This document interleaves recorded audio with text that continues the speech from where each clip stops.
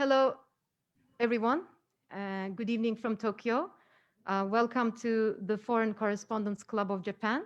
My name is Ilgin Yorulmaz. I am the secretary of the club and a freelance journalist. And I also co-chair the diversity committee at the Foreign Correspondents Club of Japan.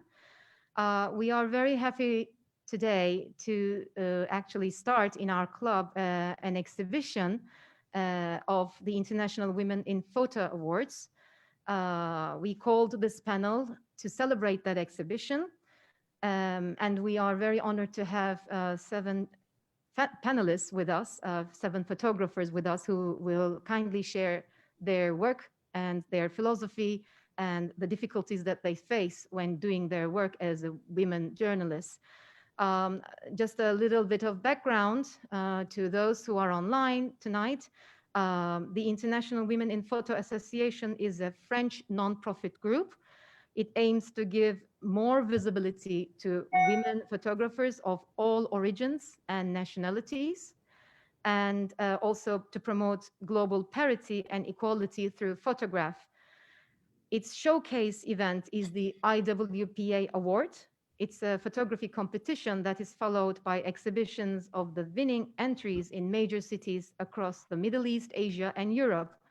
The winners last year were chosen by an international jury from 650 submissions from 70 different countries across 6 continents. At a time when these exhibitions worldwide have been canceled due to coronavirus pandemic, the FCCJ is very pleased to present for the first time in public a selection of photographs from these finalists, as well as special award winners. This exhibition will continue from February 6 to March 5. So those who can visit the exhibition in person, please come and see it here at FCCJ. Otherwise, there is an internet address, the IWPA.fr, where you can see the best photographs, interviews, and a virtual tour. Now, to mark the exhibition launch, we are honored tonight to welcome these panelists, these photographers, and they will talk about their work and the difficulties they face as a woman photographer, documenting such issues as injustice, economic hardship, sexual harassment, oppression, identity, and both natural and man-made crisis. So thank you so much, everyone, for being on this panel and for waking up so early. I know you're from all over the world. Here in Japan, it's almost 5 minutes past 5 in the evening. I just want to, first of all, introduce these panelists very briefly. Tamara Eckhardt is a German documentary photographer and artist studying at Ostkreuzschule in Berlin. Tamara documents children and youth growing up in marginalized social groups and minorities. Her series of Children of Carrowbrowne gives an intimate insight into the hostile conditions faced by children in an Irish traveler community. Anna Maria Arevalo Gosen is a National Geographic explorer and a member of Ayun Fotografas and a visual storyteller from Venezuela. Her long-term project, Días Eternos, Eternal Days, she photographed for 2 years women in preventive detention centers and prisons in Venezuela. Our third panelist is Dina Oganova. She is a freelance documentary photographer. She works on projects mostly in Georgia and former Soviet republics. In 2015, Dina was named among the world's 30 best emerging photographers under 30. In 2019, she and a fellow photographer won the Best Documentary Book of the Year with their work, Sheroes. In Me Too, the name of her series for this exhibition, she turns her lens to the exterior and interior spaces of sexual violence and tense silence. We have one more panelist, which sadly could not be here tonight, Marta Sanchez Renero from Mexico. She is actually the IWPA 2020 laureate. Her series is titled Ilukiak, Close to the Sky, in the local Nahuatl language. She tracks the Nahuas indigenous people in Veracruz, Mexico, who have become immigrants in their own land due to the worsening of socioeconomic conditions. Mara has been published and reviewed by CNN, the New York Times, and other photography magazines around the world. We have Rosa Rodriguez, who is a Spanish artistic documentary photographer who is interested in the influence of traditions and the society of mankind. From 2016 to 2019, she traveled to one of the most inhospitable and threatened areas on our planet, the Arctic, to meet the Inuit, the Nenets, and the Sami to create the project White Line. We have, I'm hoping, among us, Livia Saavedra, another panelist. She's a French Argentinian documentary photographer. She has photographed the war in Colombia, refugees in Iraqi Kurdistan and Chios, Greece, and Ebola survivors in Democratic Republic of Congo, which became the basis of her work, Ebola in Time of War. Marta Zgierska was born in Poland. She's another panelist. She was named one of Lens Culture's top 50 emerging talents in 2015 and was the 2019 Artist of the Year at the Donggang International Photo Festival in South Korea. After she was injured in a serious car accident, Marta developed the Votive figure series, whereby she stages her own body and denounces both the cult and oppression of the female body by contemporary society. And finally, one of the people we have tonight, we are honored to have, is Laure Parise. She is an art and culture entrepreneur from France. She started her first web agency 20 years ago, and she has worked at L'Oreal, trend agencies, art fairs, and trade organizations across 5 countries. Laure is the co-director of the IWPA and co-founder of Antidote Art Design, an online platform that represents talented artists and designers with a special focus on the Middle East and Southeast Asia.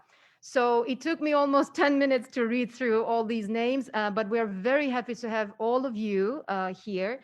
Without further ado, I just want to ask Laure to say a couple of words maybe before I open the panel to our panelists. Laure, can you hear us? Yes, thank you very much. Please. Thank you for this perfect introduction. I just would like to thank you all for joining us today, and it's a real pleasure to be able to present the first IWPA exhibition for this edition 2020. As we all know, last year was very complicated and a lot of frustration for us as we aim to show the fantastic works of all our winners. So we are extremely very happy to finally show the works of the laureate and finalists for this edition, and that it will be available for the public. So first of all, I would like to thank, of course, the Foreign Correspondent Club of Japan, Leica Camera Japan, East Japan Railway Company, because thanks to them and you, we are here today to see the first IWPA exhibition and listen to this panel discussion. So I will very quickly introduce again IWPA. As you said, we are a non-profit association and we pursue 2 major missions on a global scale. So the promotion of women photographers of all origin and nationalities, which is shown every year by having so many submissions and coming from so many countries. So it's always a fantastic moment for us when we discover all these women photographers and their works. And our second mission is really to work for parity and equality through photography in the world, because we all know that images is surrounding us, and if we just see one vision, the male vision, it's a wrong society that we are showing. So a quick history, background on our association. IWPA actually was launched in 2001 in Malaysia with 4 women photographers. One of them was French, Séverine Blanchet, who was the person I knew from the beginning in Malaysia. She built the association with Chris Tan, Soraya Ismail, and Nirmala Karupia. So one was Chinese, one was from Malaysian, and one was Indian. So it was really among these 4 women, they wanted to create a platform to exchange at the beginning their experience, the difference of their practice, and especially to support each others. So now IWPA is based in Paris, and we have a team of 8 volunteers coming from France, Luxembourg, Spain, or Japan, with Sandra Saito, who actually has organized this current Tokyo exhibition. So we grew, and we have even more strong beliefs in our engagement, because we know that unfortunately women photographers remain underrepresented. Statistics demonstrate that women photographers are less represented, have less show in galleries, are not so much in museum collection, and are less paid than their main colleagues. So we really are pushing for this to change, and this is why we are very committed to our missions. So in order to give visibility to this women photographer, since 4 years, because the award has been launched in 2016 when we started this to work in this association. So we have this award, and after the works of the photographer are seen in an itinerant exhibition around the world, and which are capable of mainly showing the exhibition in Europe, Middle East, and Asia, thanks to you or other place who welcome us. And so the aim is really to open up to a large audience and an international audience. So today I'm very pleased to give voice to our fantastic photographer, and I look forward to listen to their stories. Thank you, And I Laure. congratulate them again. Thank you. Yes, we all congratulate them once again. So if I may go to our panelists one by one, can you just briefly just introduce yourself and tell us what is your personal philosophy in life or in your work, and how did you choose the subjects or the topics that you photograph for this exhibition? So if I may go first to Tamara Eckhardt, can you hear me? Yes. Hi. Yes, please. So please tell us a little bit about your philosophy and how you chose this topic. So I'm Tamara. I'm a 25-year-old German documentary and portrait photographer from Berlin. And my works mainly deal with marginalized social groups and minorities, with a special focus on documenting adolescence, because I'm very interested in the theme growing up and childhood, and how does like difficult circumstances change or shorten childhood. My projects are always long-term projects, so for me it's like I feel like it's very important to spend a lot of time with the people I photograph, and because I always go back to the people. It's I gain their trust, because especially in like minorities or marginalized social groups, there's a lot of mistrust against photographers. So, and for me, by always going back, it helped me to get more intimate insight into their lives, and to be able to take pictures that are that just take a little bit of time and trust. My latest project, The Children of Carrowbrowne, that you already introduced a little bit, is about the Irish, the largest Irish minority, which is called the traveler community, and they are often being ostracized because of their nomadic way of life. And again, I photographed the children living on the Carrowbrowne haunting site, and there's what I encountered in a lot of my projects, that there's a lot of again, there's a lot of mistrust against photographers, but also the media representation concerning these groups are mostly negative, or there's only one side that is being shown. So for me, in my work, it's important to show a different perspective. and also to try to create acceptance and empathy for these groups, minorities, and to help overcome prejudice. Yeah. Thank you. Powerful image of the children of Carrowbrowne. Where does the word Carrowbrowne come from? Can I ask, Tamara? It's just the area where the halting site is based, which is like on the outskirts of the city Galway. Galway, okay. Yeah. Thank you so much. So I would like to now ask the same question to Ana Maria Arevalo Gosen. Maria, can you hear me?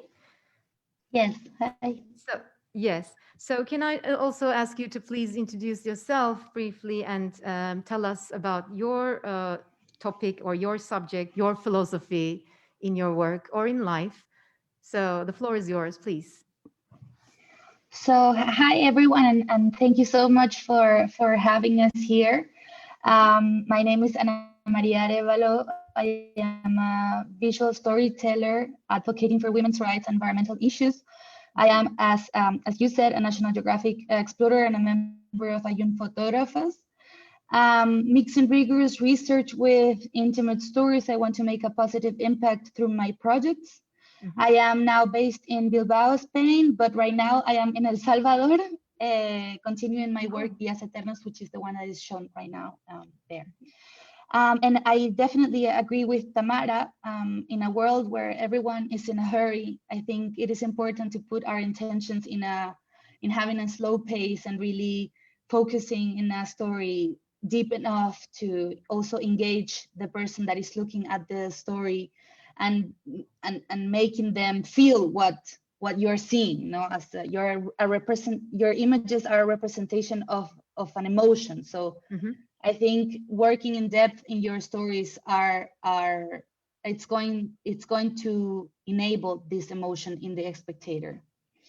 My work via Eternos was I chose this project because when in 2017 I came back home to Venezuela after 3 years and a half, and this gap showed me that the crisis of my country was deeper than I thought. The prices had skyrocketed, the people's spirits for a better future were frustrated, and the infrastructure was deteriorated. And one day I was talking to a journalist friend on how I could approach this crisis with photography. And she explained to me that she worked for an NGO that defends the rights of the people that are detained and taken to pretrial detention. For those who are not experienced with detention centers and things like that, in Venezuela, a detention center is a place where people go and have to be held there for 45 days while they go to trial. But of course, the country's crisis have rendered this notion a memory, and I was shocked to learn that, for example, in some of these centers, they were so overcrowded that female detainees were getting pregnant because they shared cells with male detainees. So I visited a cell. I visited a detention center in Venezuela for the first time, and that's where I understood that all my suspicious and what everyone was telling me about these detention centers was true. So that's why I decided to work on this project. I felt ashamed that I did not know about the reality of these women. I was enraged that nobody was talking about this, and that we were, as Venezuelans, we were so disconnected from this reality, but it affects so many people. So yeah, so that's why I'm doing that. But after finishing 2 years doing this project, I thought that it was not enough. So now I am carrying on this work in the rest of Latin America. So Maria, who is this woman in the picture we're seeing? Can you tell us a little bit? The name, of course, but can you tell us or how you met this person? Yes, I actually met her on the first day that I came to a detention center, this place in Valencia. This was a detention center that was holding around 25 women in a very small cell. Yeah. And but this was not, she was not being held with the female detainees because she's a transgender. And in these detention centers, their gender is not respected, so they have to be held with the male detainees. This means that these women are constantly raped or abused. And that's why, well, she was telling me her story, and she was telling me the reasons why she was being detained when I took this image. Mm-hmm. It was in 2017. And do you know the age? How old is she? Do you think? I don't recall. No, I don't know. I don't remember. Okay. Yeah, it looks younger, youngish. So I was just wondering. Thank you so much. It's very powerful even to hear it, and I'm sure it's even more powerful now that we see a face, the face of this kind of treatment. Now, if I may go to Dina Oganova. Can you hear me, Dina? Yeah, hello. Hi there. Okay. Hello, Dina. Hi. Can you please introduce yourself a little bit and tell us about your work and your all around ethics and philosophy? First of all, thanks. Mhm. Yes. First of all, thanks a lot for having all of us here, you and International Women in Photo Association. But I will be a liar if I will say that I'm very happy to see you all online and not just to be around you in a person way, But as it's very strange year, it's I'm very happy to be in this way. As it possible. So I'm Dina Oganova. I'm a documentary photographer from a very small country, which is called Georgia, but we call it Sakartvelo. And I'm mostly focusing on my personal projects, and it's more topics about on a long-term project. Sorry, I'm a little bit worried because I think this is my first Zoom. So you're doing great. Don't worry. Just relax. Yes. Okay. Yeah, and I'm mostly focusing on the topics about women because I think it's very important because especially in a country like mine, because I'm working more in Georgia. Okay, very good. Yes.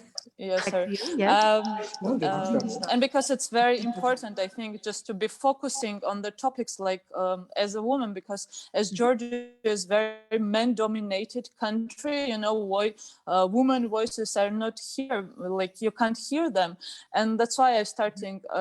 I think all my projects are about women, like about young women, about like the previous project was also about kidnapping girls, and this project Me Too is about sexual harassment and domestic violence in Georgia, because I think this is very very important topic, and women are still very afraid to talk about it, not only in Georgia but I think around the world. And when the campaign I started in 2015, and then it was, if be honest, it was really very hard to photograph here because people are really very they're scared and they are ashamed at the same time, because it's like the women still think that they are how to say they are the subject who did it, or are they wrong of telling the stories about it, And I remember how the idea came of started talking about it.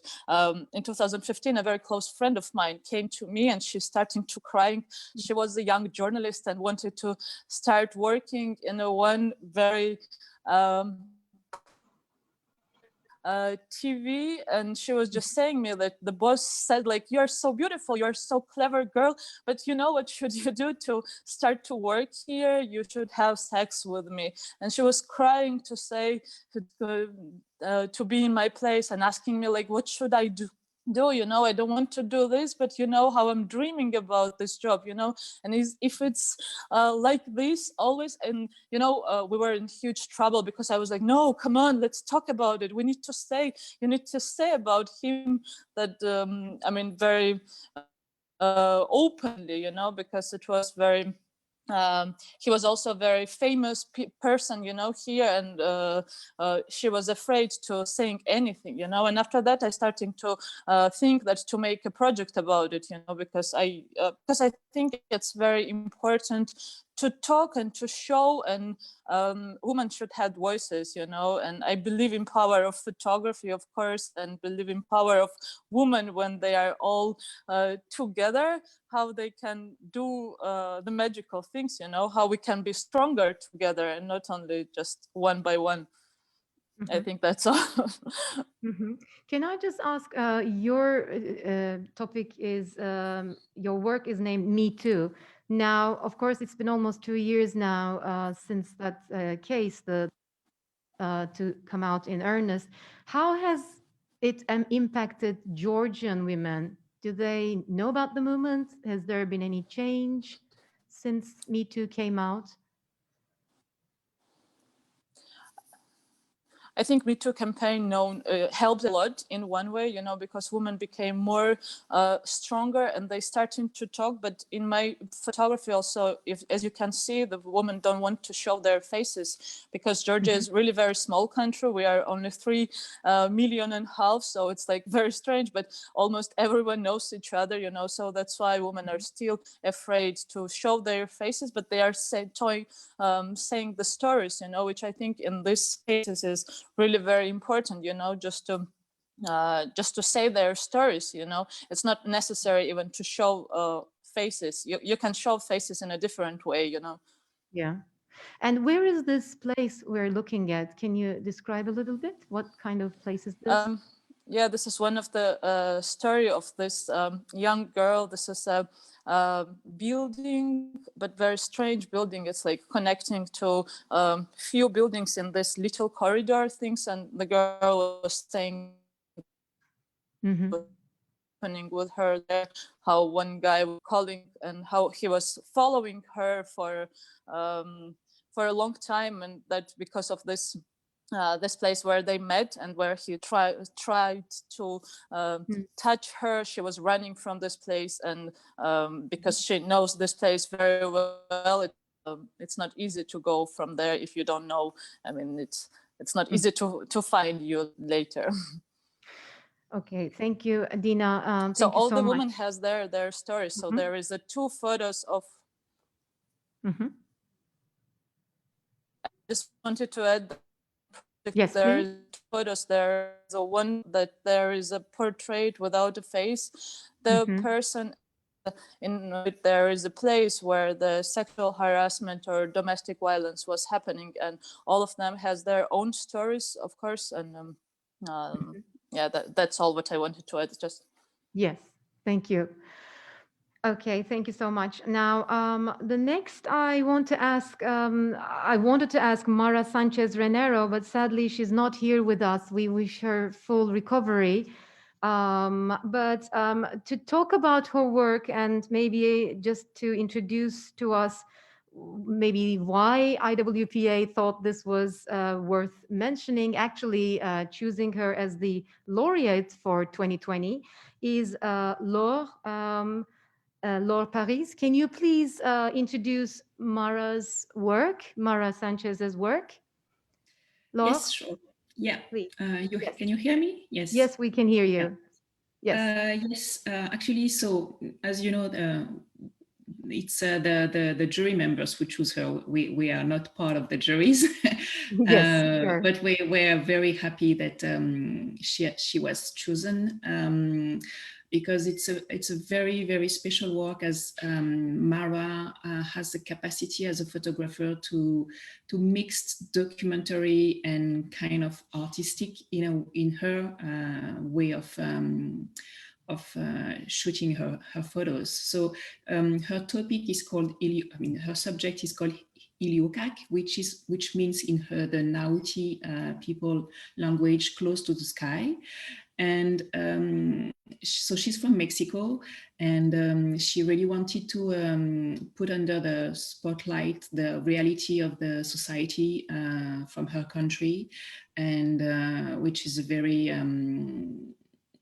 difficult and violent country, and especially the city of Veracruz, where many people are facing injustice on a daily basis. And it's actually, Veracruz is one of the most violent states in Mexico. And so Mara really wanted choose a project from these cities. So she decided to document the original inhabitant of the Nahuha, which are called the Nahuas people, so who are at the beginning country workers. But because of the situation of the country, the economic, etc., they more and more become migrants, communities. And so they are based originally to the mountains of Zongolika. Sorry if I'm not pronouncing perfectly. And as many other photographers already mentions, her way of photographing is really on a slow motion, slow construction, as it seems that you all need to really take some time to meet your subject and gain a trust in your relationship.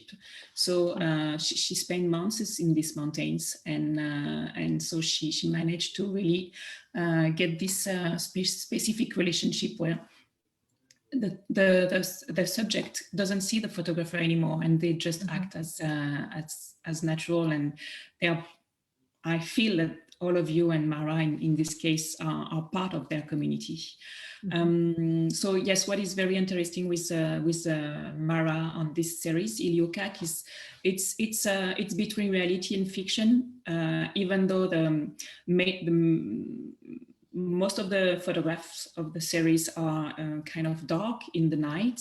She plays with a very excellent use of light, and so it's between documentary and fictions. And so the viewers is it's almost like a fantasy what you are looking at. So she reveals really the condition of these people, and her main main subject is really to explain how to stay connected to your roots and your traditions. And the photos can tell that she actually excels in this her goal, as we can see that. Can I just ask, what are the animals we're seeing there? Are they for those? I think it's sheep. Sheep. Okay. Yeah. So they raise sheep in Veracruz region. Yeah. Okay.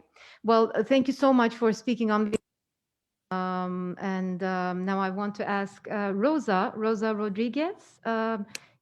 She is the winner of the Sustainability Award.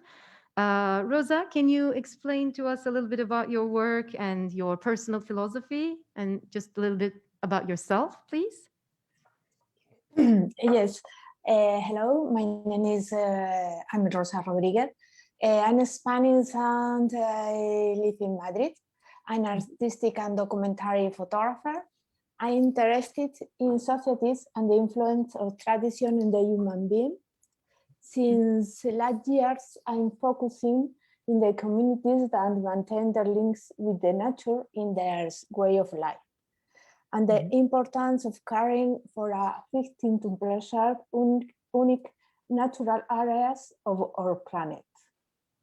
It's for that I traveled to Arctic during the last 4 years, and I created the White Line project. For developing the White Line, I lived with Inuit, Nenets, and Sami in Greenland, Siberian, and Lapland, peoples that maintain a strong link with nature in their way of life. I traveled over the ice with Inuit, hunter, forester, and northern Greenland, lived in the polar mountains with the Siberian Nenets in Yamal, and with Sami people in northern Lapland. The White Line reflects a place for belonging. I think that the only place we really belong to is the natural cycle of life. I chose the Arctic to develop this project because it's one of the most inaccessible places where we can return to the root of the human nature. Okay. So, Rosa, this is amazing because you said, can you hear me? Yes. Yes. So it's amazing because you're talking about Antarctica, right? It's or the Arctic. Yes. So can you tell us a little bit about what it was like to live there with the Inuit, with your subjects? Really is difficult to play all the work, no?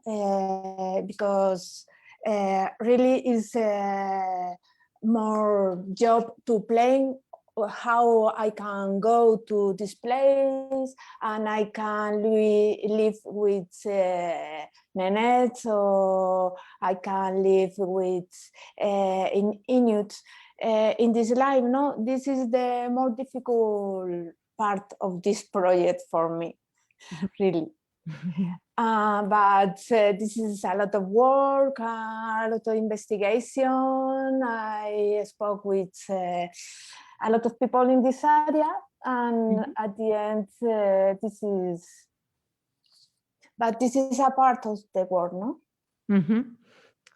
I correct myself, by the way, it's Arctic, the Arctic, of course. Arctic, the yes. Arctic, yes, the Inuit. Yes. And did you wish you stayed there because the pandemic, obviously? Did you hear from them, or when was the last time you heard from your hosts? Are they safe during this pandemic? Yes, in this moment in Greenland, for example, I listen that they are very careful with strange people. No, in this moment they don't want to receive foreign people. No, really don't, because they are very small communities. For them it's very difficult to arrive to a hospital. On other part, they need helicopter or go to rescue theirs. No, if the pandemic arrive in this area, is really dangerous. Yes, for they know, and they don't want that the foreign stay now in this area. I can understand. And can I also ask finally, how do they make a living? Because you got the sustainability award. Can you tell us what are their, how do they live and what do they eat? Can you just tell us a little bit about that? Yes, the food for it depends the areas, no? For example,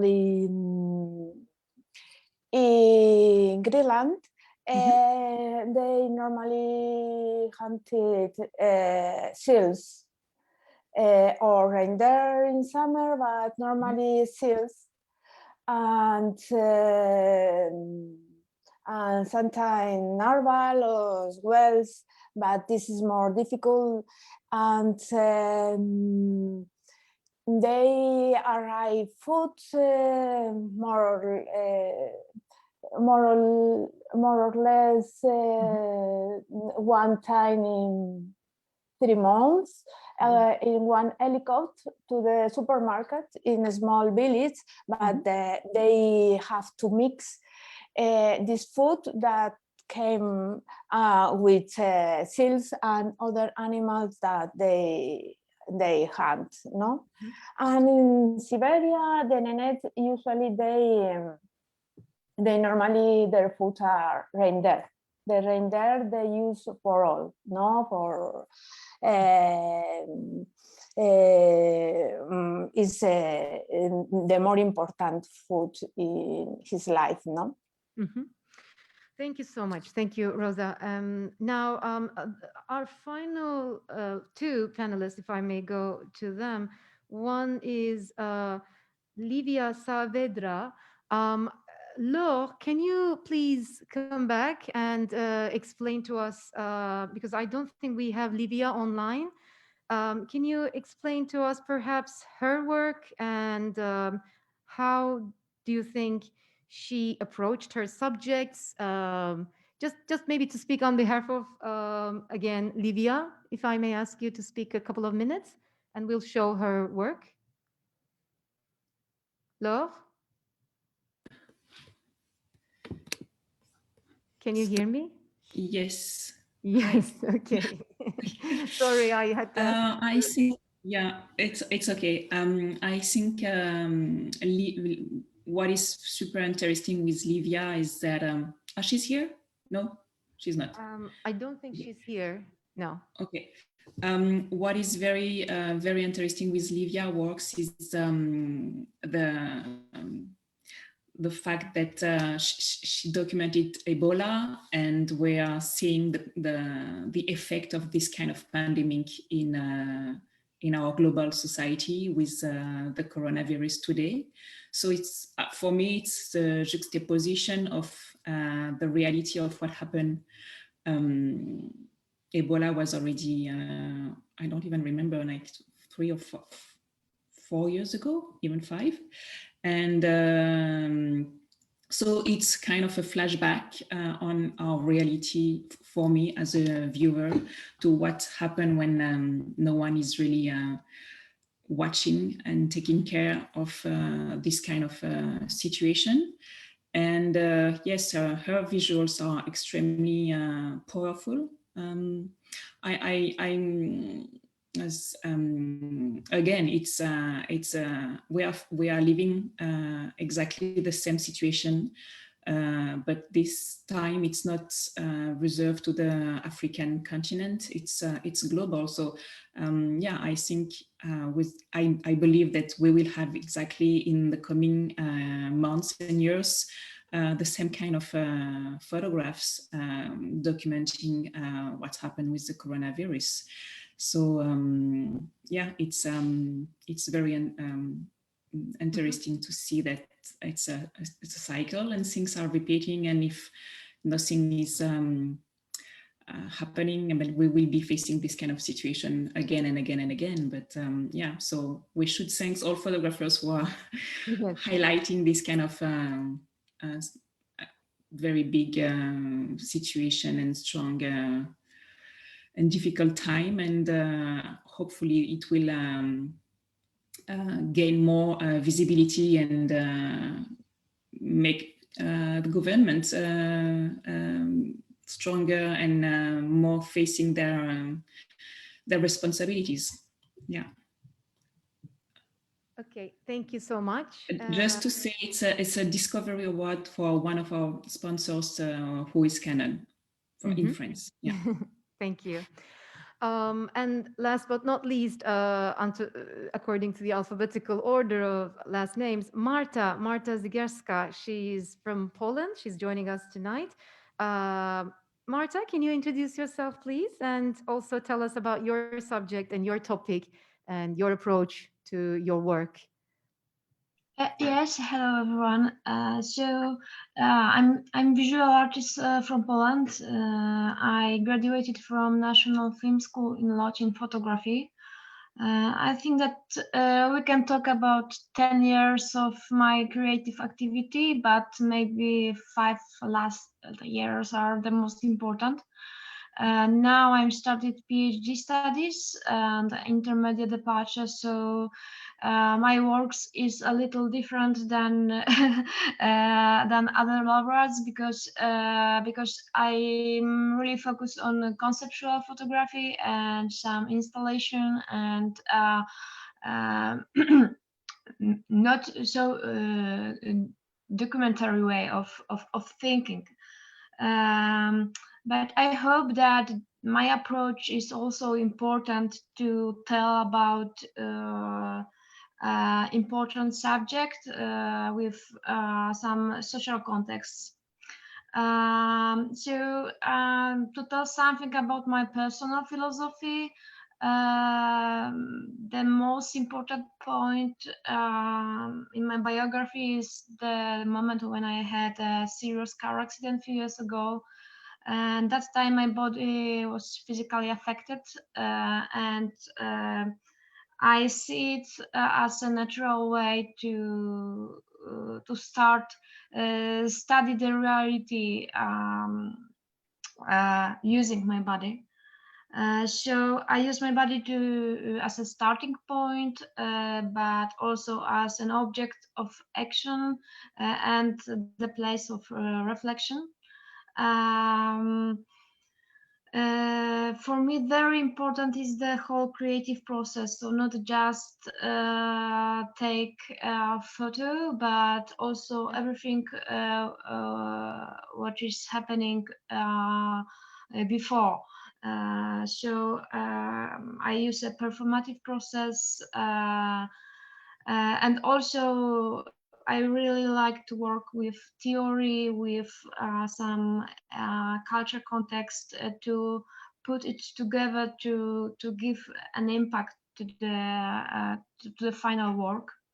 I present Votive figure on this exhibition, and this is the series which is also a result of my private experiences, but also the social stimuli. What is characteristic for this series is that I attach a great importance to the meaning that form can give to the work. So I'm stitching some painful performative process in colorful and sweet aesthetics, which is taken from the visual codes typical from the modern beauty industry. And I would like to tell about the oppression on a feminine body and beauty for this. So the idea is that all works are built around the repeated gesture of covering my body in hot wax. It is in the same time I refer at the same time to the tradition of religious ex voto. So this is some kind of symbolic sacrifice in order to become a beautiful. So this is the idea of this series. Yeah, and I think it's all. Thank you, Marta. It's interesting. You're the only panelist tonight using your own body as the medium. Can I just ask you, how do you decide on a topic, though? Like, do you go by trends, for example, or do you get influenced by something in the news? Can I just ask you briefly, how do you decide what to do? Because Okay, it's your so body. Yeah.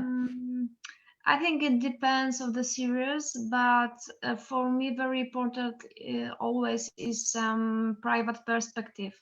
So it must be a subject which is important for me. I observe, I feel, I react in my personal way. And in the last two series, I'm really focused on a subject connected with female body, with the image of the women in the social media or our present life. Because I think that we are still constructed from the outside powers. So it's also very important in context of Me Too or other different movements that the beauty industry still constructed us, and I think it is connected in with all things which we talk about today. Thank you so much. Now we still have 10 more minutes left, and I want to ask all of you one question, perhaps, and anybody can perhaps comment on it. Can you tell us, so many of you mentioned gaining the trust of your subjects and, like teenagers, also photography or taking pictures of these people in crisis situations, in prisons, in war-torn or Ebola, for example, torn geographies. Can you tell me what is the main challenge as a woman photographer, main challenge you face when you're doing your job? And to what extent do you believe it's because you're a woman that you're facing this specific challenge? Can anybody perhaps comment? Can I perhaps ask Tamara? Go back and ask Tamara first. Can you hear me, Tamara?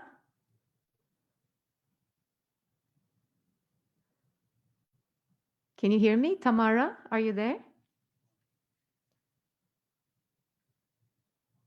Okay, can I ask Maria? Are you there?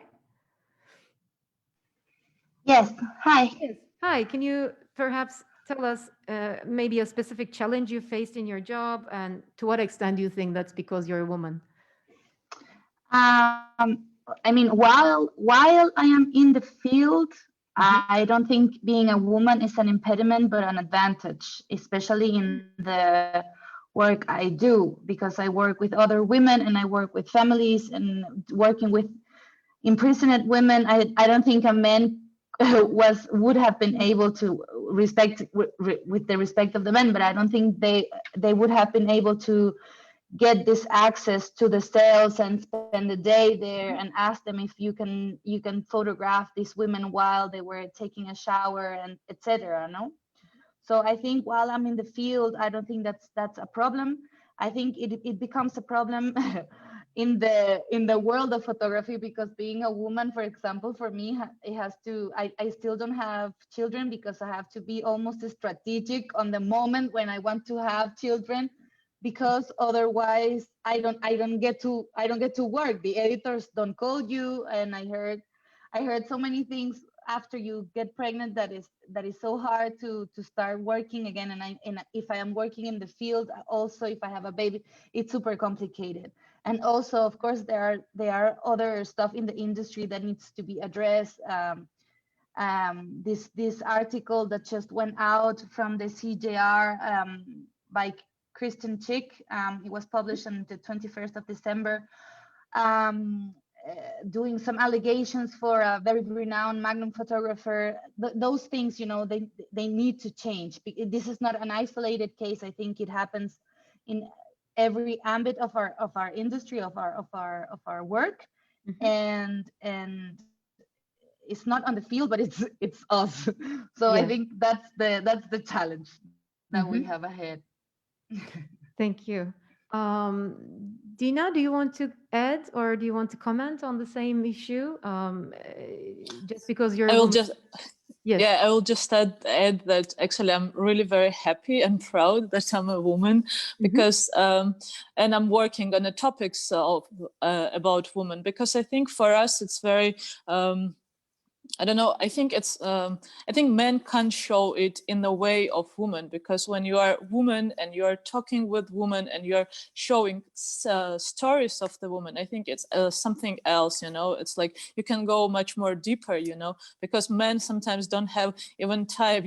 Just then they're just going, just taking pictures and then going. And for I don't know, like for me, it's like that, it's not that I'm just going, I'm spending time with my project heroes, because I'm always, sometimes when I'm with them, it's not that I'm just taking photos. Sometimes I understand that it's not the right time to take a photo, so we're just sitting and talking and drinking coffee and talking again, and maybe I'm coming next day, or maybe I'm just staying that day with the heroes, so this is very, I think that's the power which we have, like for the women, like we can go more deeper and more with the feelings, Yeah, that's what I wanted to add, I guess. Thank you. And Rosa, are you there? Can you hear me? Yes. Yes. So can you remember, or can you share with us a main or the main challenge you think you face in your job, or any problem that you faced so far just because you're a woman, or an advantage, obviously? I would like to speak about in the Arctic. I always meet the polar explorers, no? There is because there is really no reference to many female explorers in the story.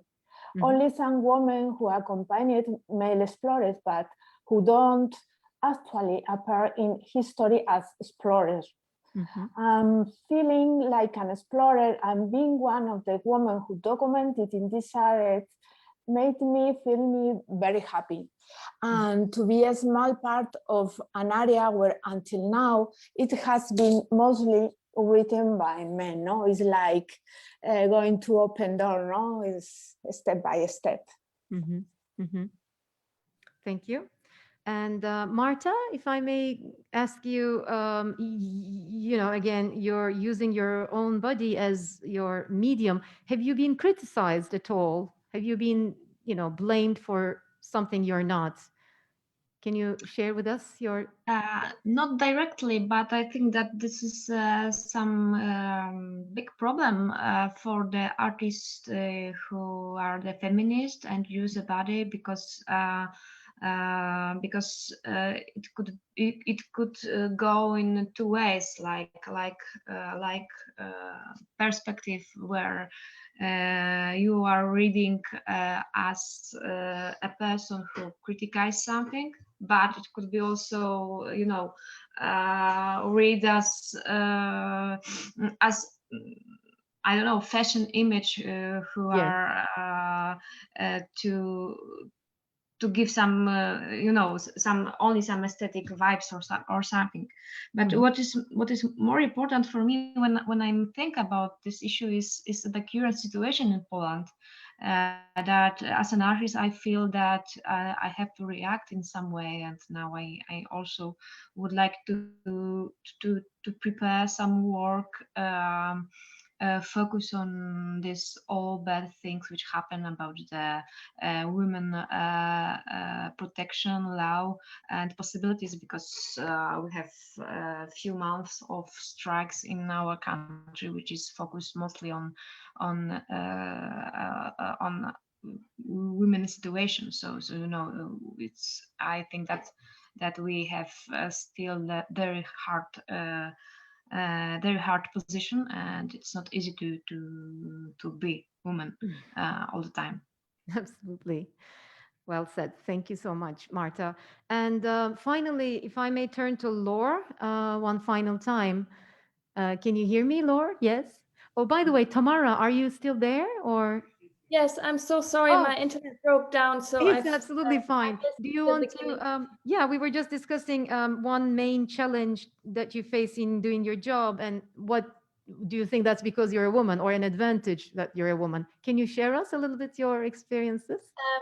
Yes, well, luckily I can say that I haven't had that much bad experiences concerning me being a woman.